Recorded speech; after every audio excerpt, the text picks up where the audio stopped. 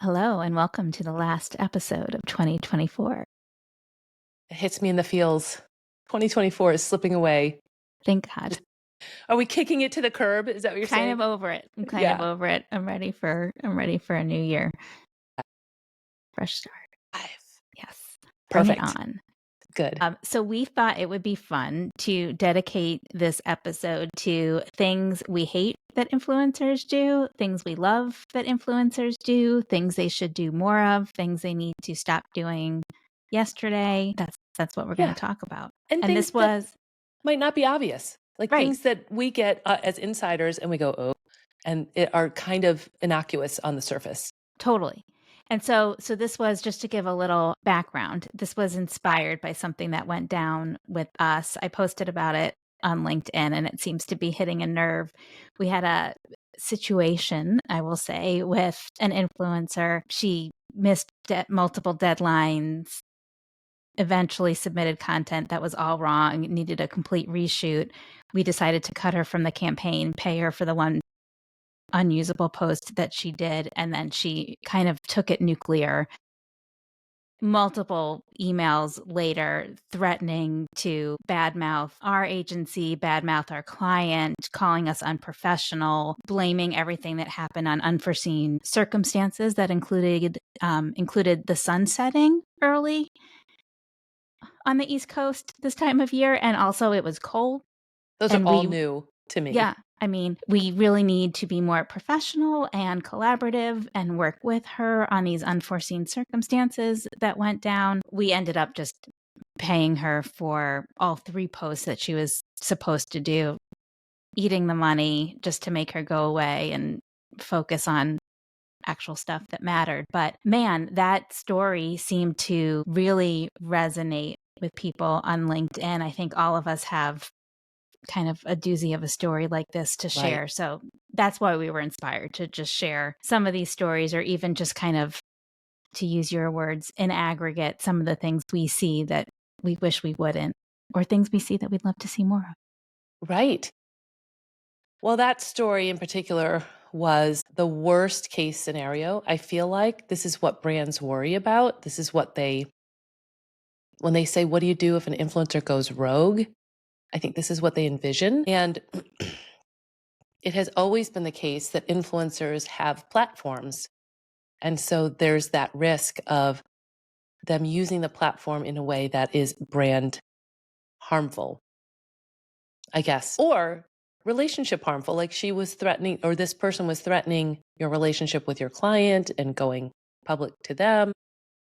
I mean, at the end All at the that's end of the day, our number one job is to keep our client happy and do everything we can to make them successful. So that, right. I mean, even more than the threat to our reputation was the concern. Like, we potentially brought in someone who's going to hurt our client's reputation, which is like the exact opposite of what we're trying to do And not here. only the opposite of what you want, but literally your whole system, I would guess, is set up to avoid that or to find the right people. Yeah. Like it's not just like, well, we hope these people aren't wild cards. It's like you're vetting them, you have a checklist, you're scoring them, maybe you're interacting with them to see how it goes even up front. You've worked with them before in some cases. So this is really, it is worst case because all of those measures in place don't guarantee that somebody doesn't lose their mind Right. somewhere. Right.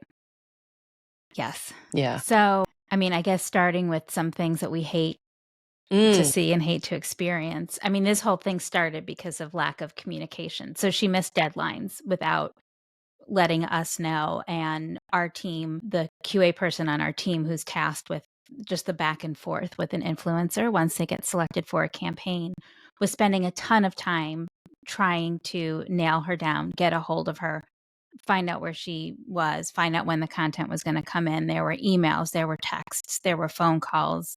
It was a lot of time wasted on our and in reality there was some flexibility with timing. There just needed to be communication. clarity, right? Communication. So are we saying that we hate when influencers are not good communicators? Is that the takeaway there? Yeah, and I think I think we all understand that whether it's generational or just situational, everyone has their own way that they like to communicate. Like, example, I will text my best friend and then she calls me. Right. Don't love that. Right.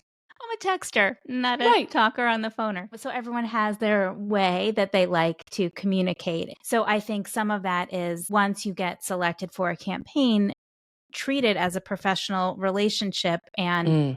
let the agency know, hey, I'm a full-time student, or I do this, and this. If you need me, the fastest way to get a hold of me is this. The best Mhm. way to get a quick response is this.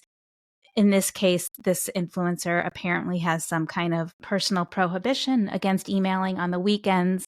We were not aware of that. So our Right. team members spent a lot of time over the weekend trying to get a hold of her. That was ultimately wasted because we did not know about this personal rule of not emailing on the Right. weekend. So I think one, just communicate if there is going to be some kind of delay or situation, or there was a hurricane or someone's sick or Mhm. anything that happens. We know that we're dealing with human beings and stuff happens. We've kind of built our whole system to accommodate Yep. those things happening, but Yep. but there has to be some kind of discussion about it. So one, just communicate when stuff happens, and two, if you have certain quirks about how you like to communicate, if you never check email, if you're more of a texter, if you need to get a phone call, let us know.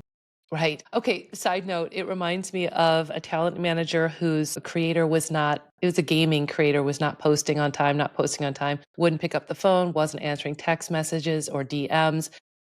They finally sent the guy a pizza to get his That's attention a good idea. with a note on it. So, I think my communication style is pizza or tacos. I'm just putting that out there.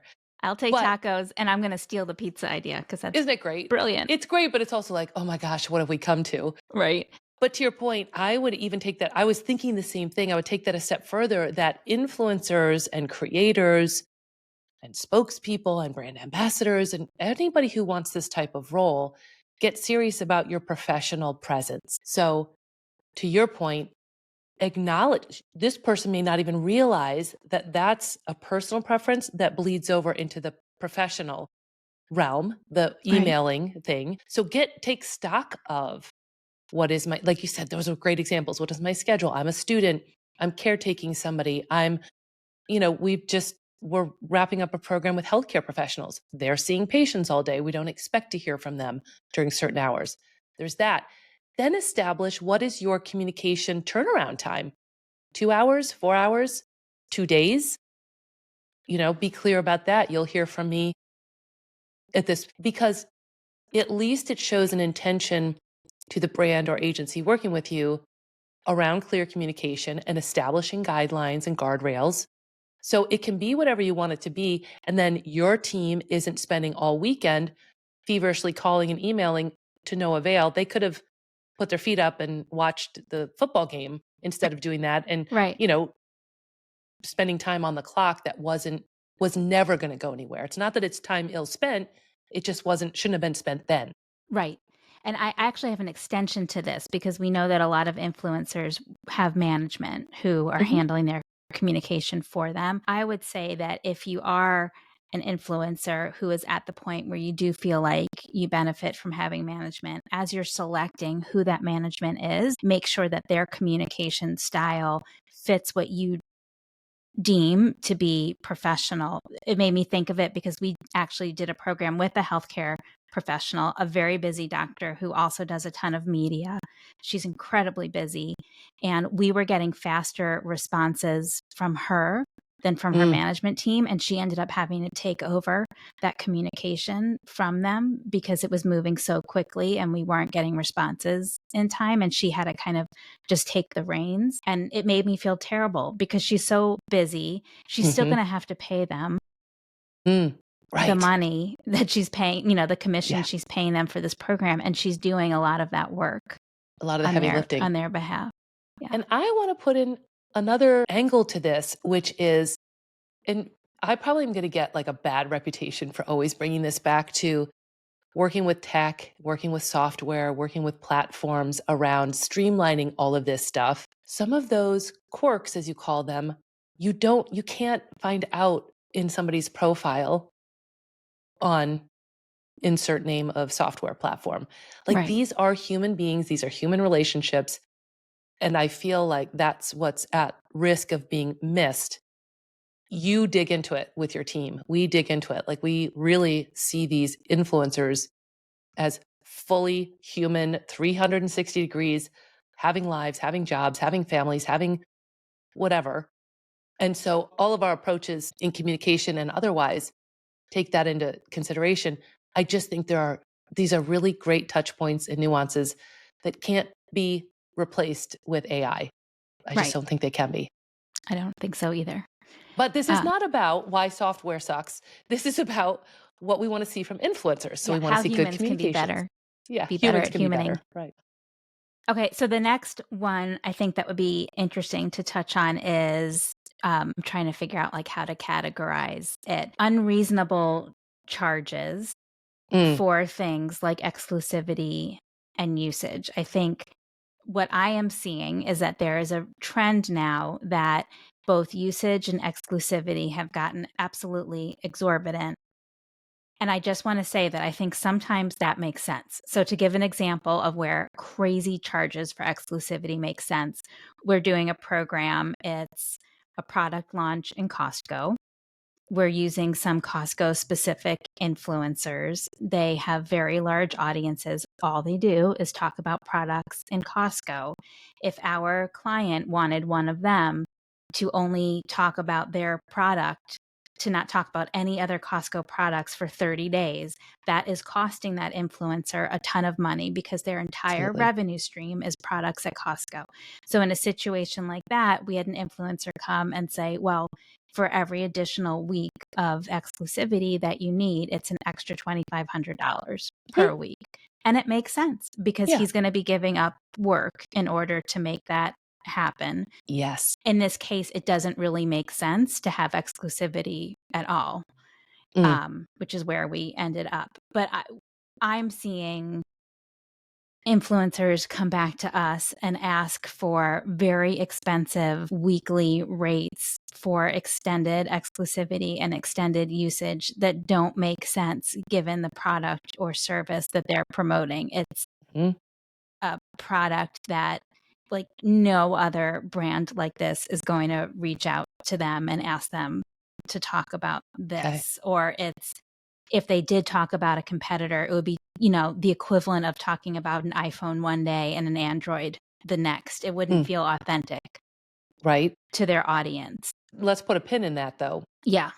Yeah. So, I mean, that's just something I would love to see some common sense when it Hmm. comes to up charges for Hmm. that sort of thing, because I think there's become this like A free for blanket. all. Like, Yeah, and let's that's just just like this blanket, charge. like you can charge, exclusivity and usage, you can charge out the wazoo for Right. those.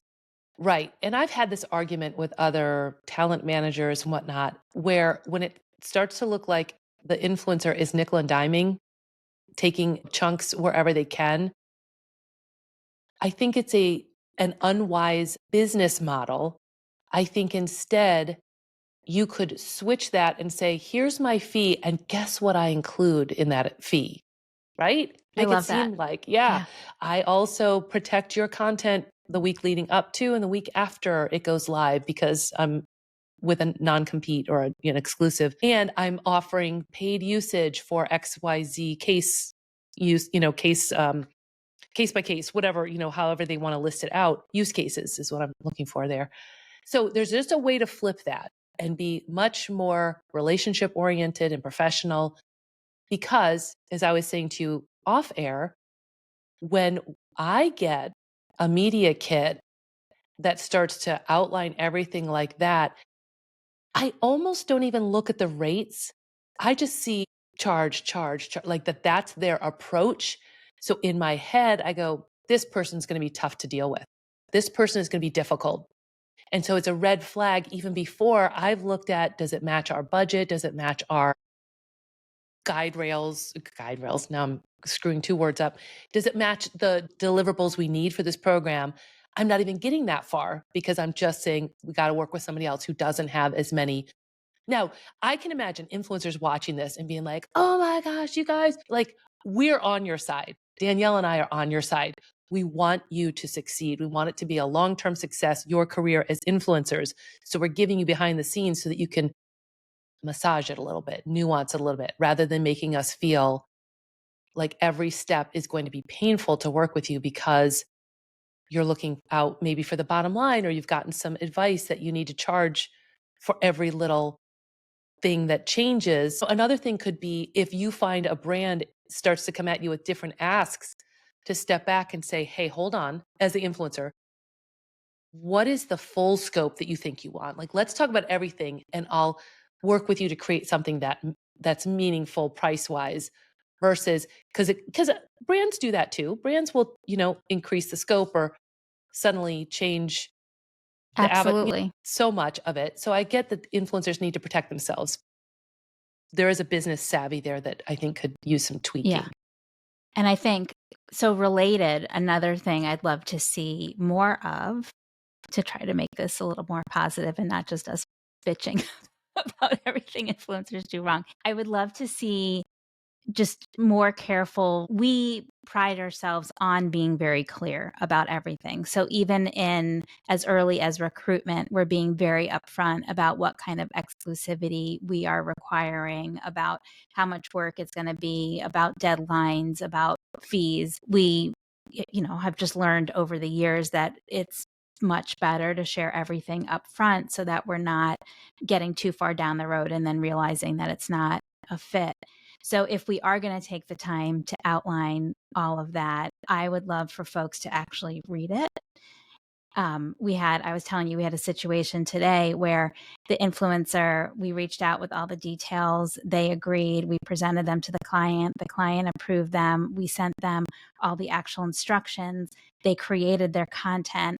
They were doing a double check on that content against our brief before submitting it, and just then realized that there was exclusivity in there. And she writes about a competitive product or does a video about a competitive product 8 times a month. Will that be an issue? And we could not. So she had now seen the exclusivity twice. So she saw it in the recruitment, agreed to it there. We actually have a checkbox that you see everything that's part of the program. Yes. And then she received the brief, presumably read it, created her content. It was only in the final check that there was some kind of disconnect discovered. And that's a bummer for everyone. It's a bummer for her too. She created the content already. Right. It's not that it's life-threatening by any means, but there's no recovering from that. Like, there's no good solution is what I mean. No. Somebody's going to be upset along the way. I don't know if you feel like sharing. How did you deal with that? And if it's proprietary, don't say. We're just going to let the client know that this happened, and we're assuming you don't want to move forward. If we're wrong, please let us know, and we'll activate her without exclusivity. Okay. But I'm guessing we won't be activating. We're still waiting. This is a late breaking development. We're actually here to workshop this right now. This is smoke and mirrors to get this one issue solved. I will say, you brought up the point before about influencers working directly with brands. And as an agency who works directly with brands, they don't always lay everything out clearly ahead of time. So I think if everything is laid out, please, please, please read it carefully before agreeing to do anything. If it's not laid out, please ask. So say, what is the exclusivity? What are the usage terms? When is this due? Ask for, how many rounds of revisions are you expecting to have? Right. I think there's so many checklists online about briefing. I think you could easily come up with your own little checklist to keep on your desk. And you have just maybe inadvertently given an idea of what we love to see from influencers, right? I'll speak about us. We love it when the influencers are engaged in that process. They are reaching out and questioning things, whatever's not clear. We know then that they're paying attention. They're engaged with the whole program. They are accountable and responsible influencers, creators don't hesitate to reach out and question things and say, this doesn't seem right. I mean, we've had typos in our SOWs that wildly change the nature and are easy to fix. There's that. We've had influencers reach out about things that sparked conversations with the client about logo usage or placement or all kinds of things that without the influencer bringing it up, we didn't even know. The answer was so, this is a current situation for us. The answer was so in depth and on point, it became really great feedback to the influencers about why yes or no for the logo. So speak up if you're an influencer, get engaged in that process and know that you're not alienating, you're not bugging us. You're like, that is like, yes, we have a relationship, we're communicating. Yeah. We know that you're likely somebody we're going to want to go back to no matter how this program ends up because you're engaged with us, you're communicating with us. Yeah. We had that a couple of weeks ago. We're working on this pickleball program, and one of the standard things, terms, watch outs in our brief is not to have any other logos showing in your environment other than that of the client. So don't wear a giant Nike t-shirt, don't have a huge Budweiser can behind you, whatever it might be. But this is a pickleball program. Sorry, Casey, tennis lover. I was trying to be very mature about this. But they said, well, what about the content's going to show us playing pickleball, and all the pickleball paddles have a logo on them of the pickleball, of the brand Oh, of the right. paddle. Okay. Like it'll say Selkirk or whatever the brand is. Like, is that logo okay? And we were like, oh my gosh, Right. I don't know. We think Yeah. so. Let us check. And then we had a conversation with the client, and lo and behold, that's fine. They don't make unbranded pickleball paddles except really junky ones. And so totally No good. need to like duct tape over the Right. logo or anything. Again, it's such a collaborative process. And so dig in, Yep. influencers, dig into the collaborative piece of it, show up, communicate, decide what your professional boundaries and best practices are, communicate those clearly, then we know how to best contact and support you. I mean, all of your efforts for that one nightmare story were really to support that influencer, to Yeah. help her hit her deadlines and get the time she needed if she needed an extension. You weren't hounding her. You were like, let's make this work. How do we make this work? Right. Yeah. On the same along the same lines of communicating, the other thing we love to see is, or to hear, we love when influencers come to us with ideas. Mm, So, like, hey, this thing is trending. I had this idea. Could I feature the brand in this way? Or I'm going to be, I think we were doing something for bladder leakage, and one of the influencers said, "Actually, I'm going on a trip overseas, and I'm going to have to put this product in my luggage, and I could show like all the activities I can do in one day on this big giant vacation that I'm taking, and I won't be having to like change my clothes, run worry to the or bathroom, whatever, because I have this product.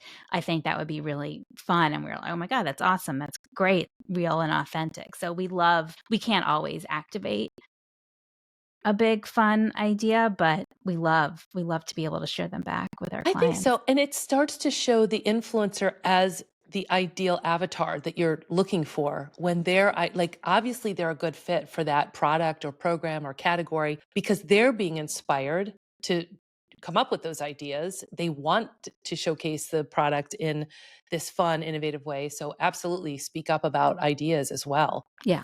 And I think, Danielle, like I just had a call with two influencers today to talk about that, the logo piece.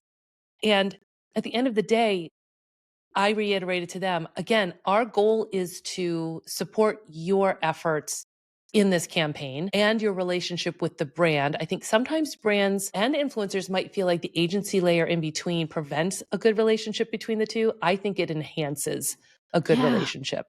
Keeps the noise to a minimum, keeps the tension or drama or emotional impact away from both sides while letting the best of that relationship sort of shine through. Have I shared the waiter, the server analogy I yet? don't think so. I always feel like we are kind of like, as influencer marketing agencies, we're kind of like an amazing server at a restaurant. So if the I'm trying to think if the influencer is the chef Mm. creating Mhm. the perfect steak and the client is the customer sitting at their table and they want that steak well done, and the chef is convinced that you cannot possibly have a good steak that is well done, which I would agree, but that's a topic for another time. If the customer were to have that conversation directly with the very passionate, proud of their craft, just really intense chef, that would probably be pretty inflammatory and not go super well. Mhm. But if the customer can share their desires with that waitress, and then the waitress can go Yep. act as a buffer and sweet talk the chef and say, I know this is not the way that you would typically do it, but this is really important to them. And, Right. it's just to act as that kind of like schmoozy type buffer behind Yeah. the scenes. And the waitress knows the chef and knows that on Tuesdays or this particular week, he decided to stop smoking. So he's especially like on edge or something, you know what I mean? Like the waitress knows how to navigate because they're familiar with that person. Right. It's more than just like the buffer, it's also that deep knowledge, that equity, that, not to put too fine a point on it, but I love that analogy. That's Yeah. fun. Yeah. And yeah, please don't order steaks well done. That's really what we're learning here. My grandfather once got this, it was well before I was born, but when my mom was a teenager, he got kicked out of a restaurant in the south of France for ordering the steak well done. And the waiter said, I'm sorry, he won't make it that way. And my grandfather said, I insist on the customer. This is how I Mhm. want it. And the waiter was like, he won't do it. And he was like, you tell him I'm the customer. And I'm sure I don't think he spoke French. And the chef came out like screaming and yelling and kicked him out of the restaurant. It was a whole Oh that's my what God. happens without an influencer marketing agency That's involved. right. But and to your point though, the waiter also manages that customer a Right. little bit, right? Understanding how to phrase that or like, "Oh no, you don't want to go there." I don't Yeah. know. It's a really good. I like Yeah. the analogy. Yeah. We're doing so much good work, Danielle. That's what we're really here to talk about is how awesome we are. We're amazing. We're amazing. All right. Do you have any final thoughts as we close out the year? Anything we wish influencers would do more of, do less of? I mean, I think we've hit on a lot and I just really love reiterating the professionalism. And to me that's a mark of taking yourself seriously. And I think the influencer community and industry gets knocked a lot. Like when people say to me, my 17-year-old said she wants to be an influencer as her career. And I'm like, that's a super tough career. Like, I don't degrade it. I'm just like, that is not as Really hard. easy as you think. Right. It's really hard. So I think there's a little bit of hesitation to drill down on the business model side, on the professional development side, that I would encourage influencers sooner than later to invest in, to think about, because the better a professional colleague and partner and relationship you can build with folks like us or the brands, it will translate into magnitudes beyond even influencer, right? When you publish your cookbook, a brand might sponsor it because you include their tomatoes in it, or send you on a tour, or sponsor you to go to a conference, or you could become the in house dietitian for your local ShopRite. You just never know how it all, like your career could go when you respect and nurture your professional relationships. And it starts with respecting yourself as a professional. Yeah, And Danielle and I want to see that. Like we're looking for people like that. We celebrate that. So absolutely. I think it's a great note to end 2024 on. we did it. And we will see everyone bright and fresh in 2025 and Yes. wish everyone a very peaceful and relaxing holiday break. I know I'm very excited for it myself. Yeah. No staying up late for you, No, right? Like not like Thanksgiving. no, Go no, to bed no. early, be hydrated We got the new air mattress. It should stay fully inflated. for at least one night Right. with the patch kit too. Best of luck to you, my friend. Thank you so Happy New much. See you Year. next year. Yeah.